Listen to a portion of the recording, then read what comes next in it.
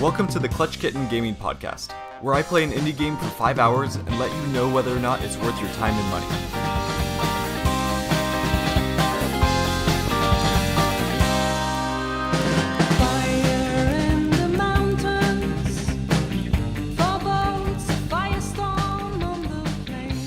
Hello and welcome everyone, this is James, also known as Clutch Kitten, and I am so glad you're here for episode 11.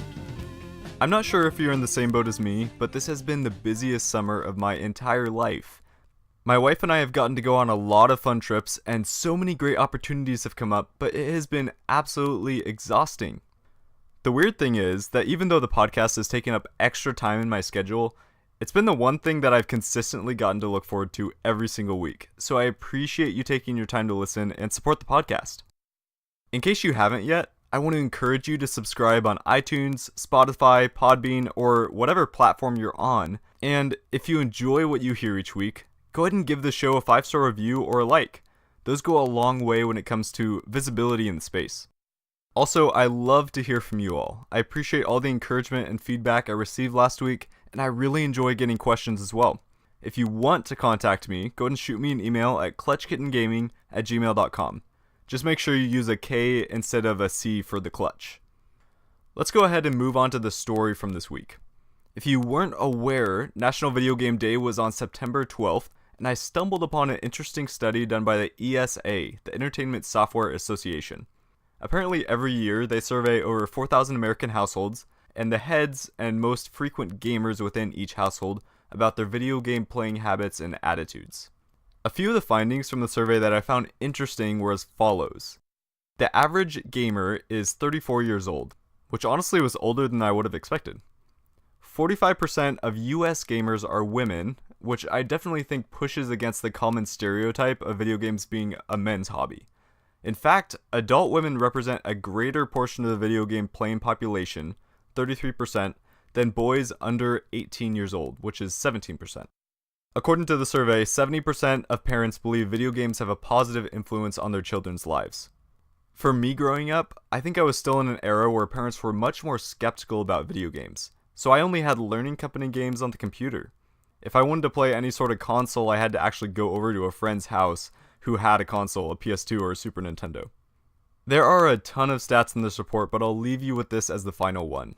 In 2010, digital sales, which included subscriptions, full digital games, digital add-ons, mobile apps, and social network games, was at 31%, so only 31% of the total game purchases were digital.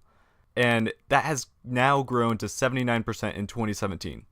This isn't really much of a surprise, but I would not be shocked to see physical sales go down to almost nothing in the next few years. It's going to be interesting to see if even the next-gen consoles will support physical games. Anyways, definitely check out those survey results at ESA.com. There's a lot of interesting stats. I'm not quite sure how accurate they are in terms of representing all of America or even the world in terms of gaming, but it's an interesting look into the lives of at least those 4,000 individuals. Let's shift our focus now to today's game. Whether I'm proud of it or not, over the past few years I've come to enjoy reality shows quite a bit. And I'm not talking about Jersey Shore or The Bachelor, but shows like Top Chef and Ink Master.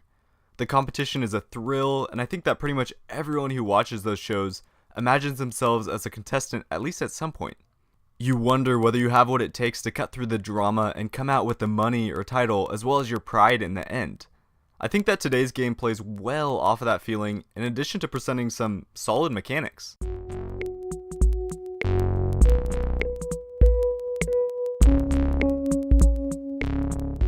Today's game is called Chef Brigade. This is a 2D platform brawler and a match 3 puzzle game. It was released on November 20th, 2017, so a little bit under a year ago, and it was developed by Trinket Studios and published by Adult Swim Games. According to Trinket's site, they're a Chicago-based indie studio co-founded by 3 guys, Tom, Eric, and Ben, who all met in 2009 while working for one of Disney's game studios. Besides Chef Brigade, they have made Orion's Forge, a puzzle narrative game, and Color Sheep, which appears to be an app on Google Play and the Apple Store. The price of Chef Brigade is $19.99 on Steam, and there's no microtransactions that I know of. According to howlongtobeat.com, the main story takes about 9 hours to finish, and beyond the main story there's not a whole lot of extras, although you can take part in a local multiplayer and enjoy daily puzzles. You can play this game with a controller or mouse and keyboard. I found the controller to be quicker and more intuitive, but there is support for both. This was actually one place where I had the most frustration in playing this game. The controls did not feel tight at all. I don't really have knowledge about how this stuff is programmed, but just looking through some of the Steam forums, it looks like I wasn't the only person having problems with my Xbox 360 controller. It could just be the specific controller I have, but I'm not completely sure. Let's jump into the story for the game. Come with me now to Windy Village, a small town where Wen and Lily and their 2 daughters, Min and Saskia, run a tiny little restaurant. For Mina, working at this small town restaurant sparked her desire to join the Battle Chef Brigade, an elite group of chefs. Working at her family restaurant was nice, but she constantly was daydreaming of getting out of town to join the brigade. Finally, one day in a desperate attempt to prove herself, she stole the money needed to travel to Brigade Town and set off on a journey to become one of the elite. I'm not sure when this game takes place, but it takes place in a fantasy universe. And besides your family, there's 3 other main characters that you meet while you're in Brigade Town. The first main character is obviously you, Mina Han. You're a rogue who wields dual chef knives and uses the element of air. You're 21 years old, and your favorite food is eggs. You have 3 close friends, first of which is Thrash. He's an orc fire berserker who wields a carving knife. He's 28 years old and from the West Ocean tribe, and his favorite food is barbecue ribs. Your second friend is Kirin, an electric cleric elf who uses the Santoku knife for battle. She's 23 years old from Skylands, and she absolutely loves sponge cake. Lastly is Ziggy, an undead necromancer who uses a boning knife and the element of darkness. Although we don't know how old he is or where he's from, we do know that he enjoys a good cheeseburger every now and then. Without getting into spoilers, the crux of the story is your journey as Mina, proving yourself alongside your friends as you get into the brigade. You receive story elements primarily through character dialogue, whether the dialogue takes place in town, during a match, or while you work.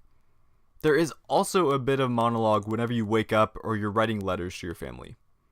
The way dialogue is generally portrayed in this game reminds me a lot of shows like Pokemon, at least how it was early on, where there isn't really animation during the talking. When a character is expressing something like sadness, fear, excitement, or any other type of emotion, their character model shifts and changes when that happens. So like if Mina becomes embarrassed, her character changes from looking normal to having a red face and a droplet of sweat by her forehead. The art from this game definitely has anime inspiration, so that sort of animation makes a lot of sense.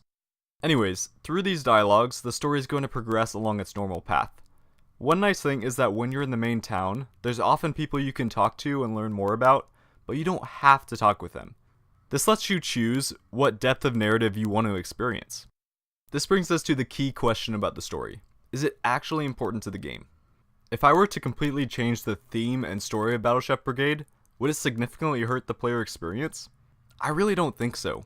The world is cute and the story is okay, but it really just felt like the narrative was there to provide a reason for the mechanics evolving. In my opinion, this could have been a sci-fi themed beauty competition, and the experience probably wouldn't have suffered.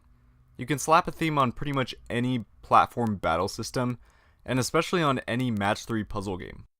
All that being said, the narrative isn't bad, and the game isn't bad because of the narrative. The world that the developers built is cute and fun, the art supports it well, and it's okay that the story isn't 10 miles deep, because the core gameplay is solid. That leads us to what we're actually doing in the game, besides talking to people. Let's start off by talking about the most important and enjoyable aspect of the game: battling other chefs. Just like in most cooking shows, you battle your opponent by creating a better dish than them. When you challenge an NPC, a non-playable character in the game, it takes you to the battle arena where the announcer introduces you and your opponent, the judge or judges, and tells you what the key ingredient is for the dish. I generally just skip through this cutscene since it isn't anything new after you see it a few times, but it really is fun feeling like you're in this big competition. It feels like you're on TV and a huge crowd is watching you. Once the announcer's spiel is over, the clock starts and you start cooking. there's two main mechanics for chef battles: platform fighting and match 3. We'll start with the platform fighting portion first. The first thing you have to do is stock your pantry. Unlike Top Chef or Master Chef, where you have a pantry full of the finest ingredients, in Battle Chef Brigade, you have to hunt for your food. When you tell the judges that you're giving them fresh food, you really aren't joking.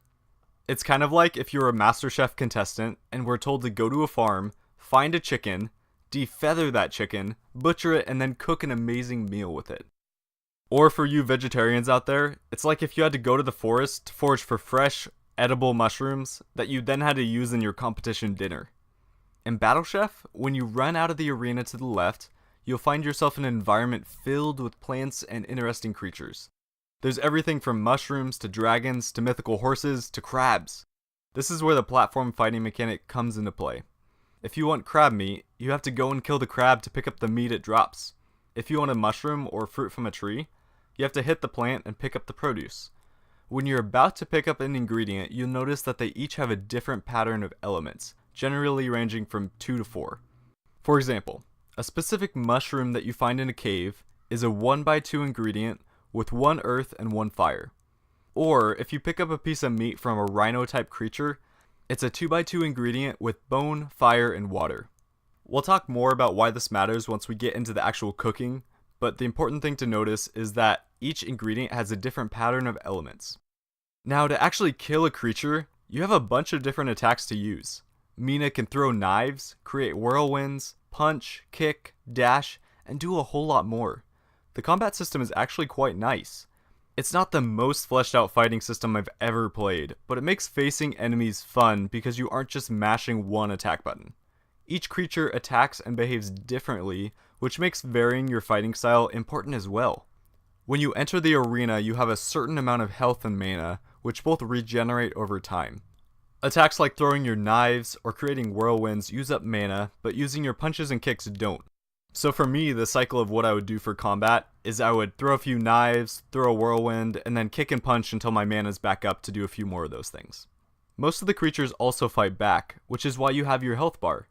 It's not that big of a deal when you get hit, since your health regenerates, but if you get low health or fight against an especially strong enemy like the dragon, you need to be careful because if you lose all your health, your character drops the ingredients you had and respawns right outside the arena.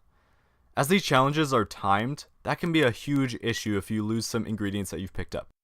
So once you fill your satchel with ingredients, you want to run back over to the kitchen and start cooking. As you run in, all the items will drop into your pantry, which you have access to as you cook. Finally, you can start creating your masterpiece. This is where the match 3 comes into play. To create a dish, you throw ingredients into one of your 3 pans and start cooking. Since each of the ingredients is a composition of different elements formed in unique patterns, you can be very strategic about which ingredients you throw into your pot. Once you have ingredients in your pot, you can stir them up in order to get matches of 3 and upgrade your elements. The way you can imagine this is like each pot is a separate Bejeweled or Candy Crush puzzle. You add ingredients into the pot, which makes it more complex, but can allow you to upgrade your dish and make it even better. When I was thinking about how to explain the mechanics of the cooking competition, it was really difficult to distill everything down into bite-sized pieces. There's a surprising amount of depth to the cooking and strategy to juggling different dishes being cooked at the same time. I want to take a step back so we don't get into the weeds with details. As you cook your dishes, you can see the estimate score it will receive. But it's not until the timer reaches 0 and you serve your platters to the judges that you'll know whether or not you beat your opponent. The game did an excellent job of giving you just enough time to put out something tasty, but a small enough time to make you feel the pressure. I remember a specific face-off where I had to restart after I lost a bunch of ingredients. The time I had wasted was so important that I wouldn't have been able to put a good enough dish out with the remaining time. What I think made the loop of these competitions so incredibly good was that you weren't stuck fighting the whole time and you weren't stuck playing match 3 the whole time. There was a nice loop of fighting, cooking, cooking, and so on. It used a similar technique to Moonlighter, where you don't spend too much time with any one mechanic to get bored of it. It gives you just enough of each to make it incredibly fun. Let's briefly touch on the jobs you're going to be doing in town, and what type of upgrades your character and cooking will be unlocking. Outside of the competitions, you're able to work for 3 townspeople in their shops to earn money for upgrades and better cooking equipment. What's clever about these jobs is that they help you practice for competition alongside making money. One scientist man in town pays you to solve cooking puzzles, which give you practice solving complex match 3 scenarios. A restaurant owner pays you to be a chef in their kitchen. That job is all about speed and finishing the desired orders as quickly as possible. The last job you can do is hunting creatures and obtaining specific ingredients for a lady in town. As you can see, each of these jobs is an aspect of what you're doing in the competitions, so it's a great way for the game to present ways for you as the player to practice without it feeling like a practice mode. It also is the only way I've found to earn coins, which helps you buy upgrades. This leads us to the upgrades you can buy. What you first need to know is that Mina has 3 different loadouts to manage before going into a competition. A combat, cooking, and cookware loadout. Each loadout has 3 slots for perks that you can switch in and out as you collect more. In the combat loadout, you get to equip trinkets which improve the combat system. You can get a double jump, buy daggers to stun or set your enemies on fire, or upgrade your satchel to hold more. You can also increase your health and mana. There's a whole lot of different combat upgrades you can use. In the cooking loadout, you can make it so that you start out with a specific ingredient in your pantry, or equip perks that boost your overall dish score. The cookware slot is where you choose which pots and pans to take into your next competition. This is where a lot of additional strategy comes in, and where your playstyle can change significantly based on what pans you have. Let's look at a few examples. If you use the ethereal earth pot, it's a match 2, but only matches earth gems. If you use the stoics pan, it's a match 4 instead of match 3, but matches double promote. Why that makes a difference is because each gem has 3 levels, so you usually start out with level 1, and as you match, you promote them to level 2 and then to level 3. With the stoics pan, instead of having to go to level 1 to level 2 to level 3, you just go from level 1 to level 3. Another pan you can get is the combo pan. This one is a match 3 pan and gives you a combo bonus every time you get a match. These are just 3 of like 12 different pans you can use, which all change your playstyle and really add a lot of variety to the game. That felt like a marathon of stuff to tell you about, and I feel like I barely touched on the surface of it. If you haven't noticed, this game has some pretty strong and in-depth mechanics. It's been so hard not going into more detail and strategies, but those are best figured out on your own. In summary for this section, the gameplay loop is solid. Chef Brigade didn't reinvent Match 3, or create the best platform fighter, but it did create a gameplay experience that never seemed to get old. Finally, how is the art, music, and VO, the voiceover? The art in this game is great. It's hand-drawn and anime-inspired art which has a lot of pastel and light colors. It has a very fun and lighthearted feel, which was nice. I wasn't blown away by the art when I first saw the game, but the more I got used to it, the more it fit the overall feel and theme.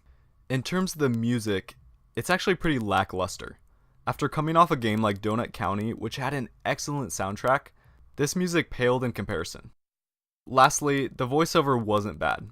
There were a few cheesy moments, but that was mostly due to the script. The voice actors seemed to fit the characters quite well, and the game did a pretty nice job of making you feel like you were part of the world being created.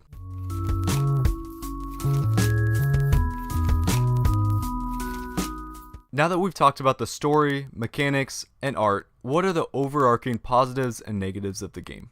On the positive side, Chef Brigade provides us with a theme that is lighthearted and fun while still creating a healthy pressure during the actual battles. The mechanics are strong and varied. You don't do one thing enough to get bored or annoyed. The game really does a great job of keeping you moving and keeping you on your feet. On the negative side, I was frustrated first by the issues with my controller. From what I can tell, I wasn't the only one having these problems, and that really shouldn't be an issue you face. When it comes to the actual game, I think the narrative could have been stronger.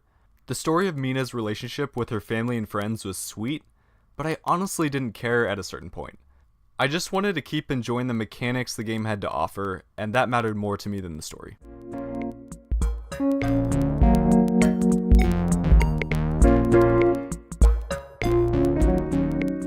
We've made it to the final boss. This is the part of the podcast where I tell you whether you should slay the game and buy it, flee the game and avoid it, or farm up and wait for a sale. My verdict is to slay the game.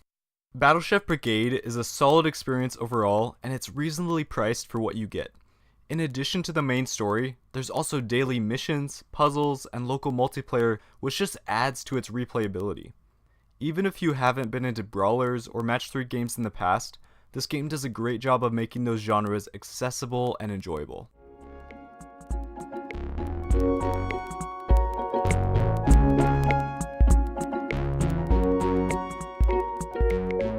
As always, thank you guys so much for listening.